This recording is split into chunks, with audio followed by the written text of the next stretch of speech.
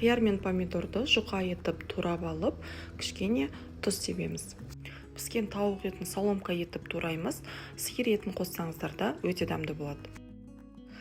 Лавашқа кетчуп пен майонезді жағамыз.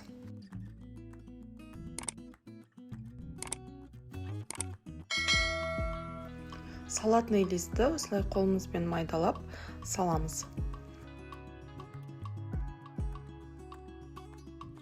Піскен тауық етті саламыз.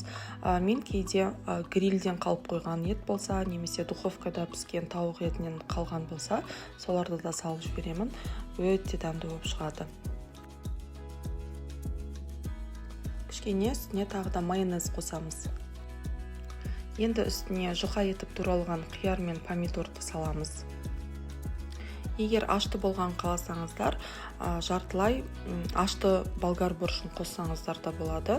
Пияз қоссаңыздар да болады. Жалпы өздеріңіздің фантазияларыңызға байланысты не жақсы көресіздер, соны қоса бересіздер ғой.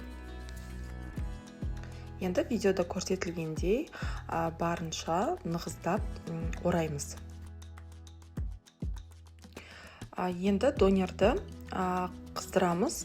Егерде грильница болмаса, сковородкаға немесе духовкаға салып қыздырсаңыздар болады. Мен грильницаға салдым. Өте әдемі, сочный, дәмді болып шықты. Менің каналыма тіркеліп, лайк басып, комментарий жазуды ұмытпаңыздар, достар. Сіздермен болған Назым. Ас болсын.